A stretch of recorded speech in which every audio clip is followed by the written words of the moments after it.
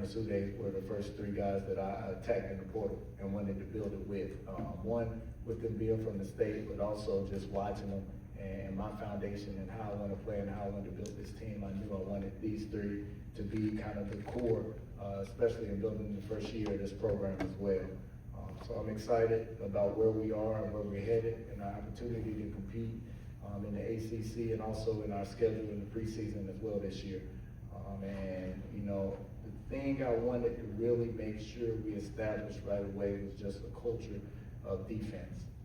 And that's kind of my background and where I'm from and what I've been able to do. And so for me, I wanted to build it in that vision. And I think part of that is, one, you gotta have great positional size. And that's kind of also how I built the team. And in doing that, it also gives us great versatility on that defensive end. I felt that was the way to be most competitive right away, especially in this league. But moving forward in college basketball, I think it's a big part of it too.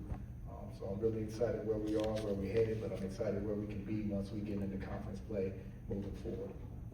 Coach, thank you. Folks, we'll move the microphones around the room. If you have a question, please identify yourselves and the agency that you're with. And Coach, your first question will come right up front, first row left. Coach, Dan Tortora, wakeupcalldt.com. You, in that intro, talked about Jim Larinaga and what he meant to this program. To go a little bit deeper into maybe what he means to you and what that connection is, if you have a deeper connection with him. And then secondly, just what it means that Miami saw in you as a first-time head coach, that you were the right fit, just reflecting on the fact that this opportunity came with such a storied program. Yeah, so Coach L and my father had known each other for a really long time. You know, my dad was in college in the summers.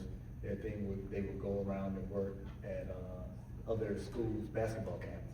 So he went and worked at Davidson, and every morning at 6 a.m., him and Coach L would get up and work out together, and they've had a bond and a friendship ever since then. And ever since I took the job, he was one of the first people to call me, congratulate me, and kind of talk me through it. And he was at practice yesterday. He has an open invitation, like I told him, this is really his program that he's built and took to new heights. So, you know, for me, just having somebody who's sat in a chair and been very successful at the University of Miami with the basketball program has been important.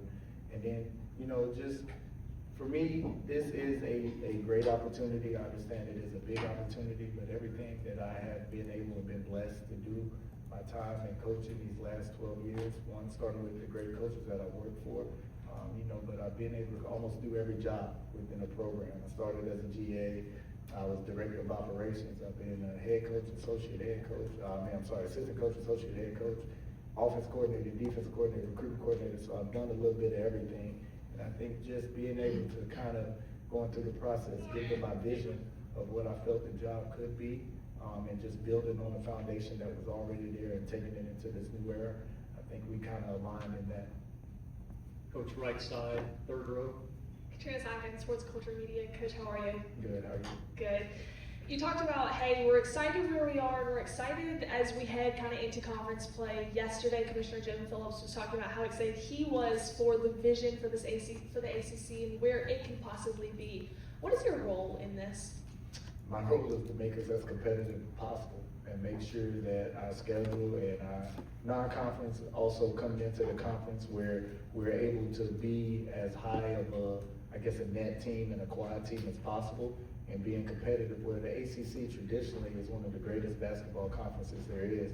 And we should be a conference moving forward that we should put at least 6 to 7 teams. And I think, you know, it's so hard because it's a reset, right? So we've had all these great giants of coaches who were in the ACC who've retired in the last couple of years with Coach K and Coach Boeheim and Roy Williams, Coach Hamilton going on. So there was going to be a reset, and there was going to be a couple of years where it needed to kind of figure out what it was going to be. And I think with some of the new coaches in, with Coach Oldham and Coach Wade and the success they've had so many places, that we're headed and moving towards the right direction of being a premier conference in basketball again. Coach, your last question. Up the center aisle, then to the left, fourth row. Brett Friedlander, Hoops HQ. You mentioned that it's Coach L's program, but with basically a blank slate on the roster, it's your roster. Yep. Is it almost an advantage to be able to pick and choose and build a team in your own kind of style and image, rather than have to kind of build around a returning core? I mean, it's the biggest thing. It's a great question because it's the biggest thing in especially determining this first year. Yes and no. I guess the no part is you have to get 13 new players or 12 new players. Where if you have a few that left over and a few that stay, it may be 6 or 7 new players that you have to get. But then the good part is it is in my vision of what I feel is comfortable with me and how I want to play and my coaching style. So, but also is you have a week, maybe 2 weeks recruiting period when you're in the portal trying to figure out, get guys on campus, get guys on Zoom, and figuring out who fits and who meshes. So I think the biggest part is once you get everybody, trying to create some type of connection and some type of just relationship throughout the summer and moving towards when you play your first game, I think is the hardest part. Coach, thank you. You and Trey can switch spots. Trey Donaldson will come up for a few minutes. If you would, please reintroduce yourselves and the media outlets that you're with. And we'll spend just a few minutes with each of our student athletes. So first question for Trey will come from where? Trey, we'll bring you from the podium right here. Your early experience within the ACC, how does it differ or how does it feel similar from the conference and the play where you just came from? From what I know about the ACC, it's a very physical league, very fast-paced league with a lot of different talent in it. And me coming from the SEC and the Big Ten, I have a small familiarity with it. So just me being around the block a couple times, knowing how this college basketball can go, I feel like it gives me somewhat of an advantage. Your next question, center aisle, third row. Jay Jacobs with Griffin Sports Media. Trey, whenever you was looking for a school to go to, what was it about Miami that made you want to come? Just a staff that not only believed in me, but that can help me and I can help the staff as well. Just a staff that I'm familiar with. A lot of the coaches we have, I'm familiar with. I've been around since I was little, so I mean, and a staff that can help me with the little things. I mean, they know I can play basketball, but just help me be a better man, be a better brother, son, whatever. Just bigger aspects of life. Trey, keep it on that side, front row to your left. Trey Dan, Tortora Week at calldt.com. To be in this place where you have a new head coach and a new roster and being a part of that, it essentially is that new chapter, that fresh page, that new era for Miami basketball. What does that mean to you that you get to be a part of this clean slate, so to speak?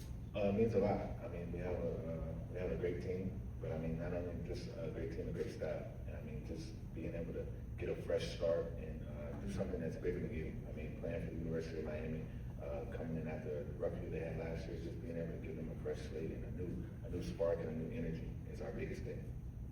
Trey, your last question to the right side about the fifth row in the middle. Richton Cunningham, Fox Sports Radio, Charlotte. Trey, you're from Tallahassee. I believe I read somewhere that your mom played softball at Florida State. Yes, sir. So what does she think about you playing for the rival university? My mom was one of my biggest supporters, if not my biggest supporter. Her and my dad. I mean, but my mom was going to support me no matter what. She was when I got in the portal, she was obviously Florida State. But I mean, she understood that it was my decision, what was best for me and my future. So, with me choosing Miami, she's all on board. I mean, she's going to wear Miami stuff. She won't be in no Florida State stuff. And that's on the record. Trey, you and Malik can switch spots. We'll spend a few minutes with Mr. Renaud. Once again, please name the outlet you're with. And first question for Malik will come from where? Malik, here from the podium, we'll ask you the question. You spent 3 seasons, obviously, in a different conference with a different team. You had expectations for yourself there. Don't think that your expectations are going to change for you, but what do you think your role is now that you're here at Miami?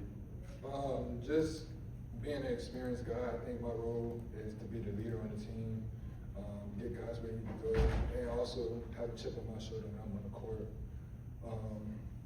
I think the Big Ten, the way the style of play is super physical, slow pace, and every game is super important, especially going down the stretch of the conference play.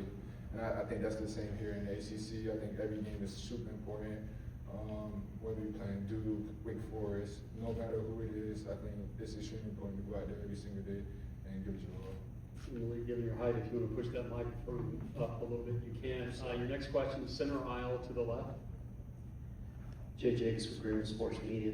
What was it about Coach Lucas that made you want to come to Miami and play for him? Yeah, I mean, Coach Lucas been recruiting me for a while.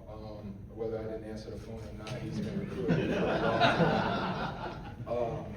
And just the staff he brought with him, they had a vision for me to get me better every single day, put me in the right positions every single day, and put me in positions to become a leader on the team, to put guys in the right position, to do everything successful on the court. Malik, thank you. You and Ernest can switch spots now. And we'll finish out our time with the Hurricanes. First question for Ernest as we scan the floor. Ernest, how would you describe the two teammates behind you right now? Man, my brothers, you know, everybody understands, you know, basketball's a great opportunity to, you know, do a lot of things in life. But I do understand that, you know, the ball's gonna stop bouncing one day. And these two dudes I have behind me, I mean, coach included, you know, we're a family. The respect that we have amongst the four of us, man, it's unbelievable. And I can't think of a better situation to be in. Up the center aisle to the left. Brett Friedlander, Hoops HQ. With all the new guys coming in from all different directions, what are some of the things that you guys have done this summer and moving into the fall to kind of build that chemistry, to get to know each other and become what you, like you said, a family? Understand what we're here to do. You know, every single one of us, 1 through 14, you know, we all have a goal, dreams and aspirations for ourselves individually, but we all understand what this game, and we all understand what this game asks of us. We understand why we played, and that's to win at the highest level, compete at the highest level. And, you know, obviously the emphasis from the coach and coaching staff, but also from each other is, you know, we want to win. And the question now stands, what do we do to win? You know, and obviously, you know, hanging our hats on the defensive end, you know, buying into the details and everything that's asked of us during practice. Because again, each day is valuable, each practice is valuable, and, you know, we can't waste an opportunity. So understanding where we gotta, you know, where we gotta start from, and that being on the defensive end of the ball, and everything will take care of itself. Ernest, your last question is gonna be front row to the left. Ernest, Stan Tortora, wakeupcalldt.com. You had the opportunity to see what the Big 12 was like in competition at TCU and Kansas. Just what you could say about what you took away from that experience and that level of competition to what you're excited about inside of the ACC. Physicality, you know, everybody understands what comes with the Big 12 and playing in the Big 12. You look at the teams, whether it be, you know, Kansas, Houston, all the teams that I've played against in that conference, the one thing that's always going to stand out is physicality. And everyone understands that basketball is a physical game, no matter where you're playing, no matter what level you're at. Just coming into this conference, you know, like I talked about, the defensive end is something that we got to hang our hats on. Obviously, you know, you can talk about executing sets and plays and being mentally responsive on the court. But at the end of the day, you know, another person with a different color is going to line up in front of you. You can't cower. You got to be physical. Show your physicality each and every day you're stepping out on the court, and don't get out tough. You know, that's the one thing you got to show your toughness.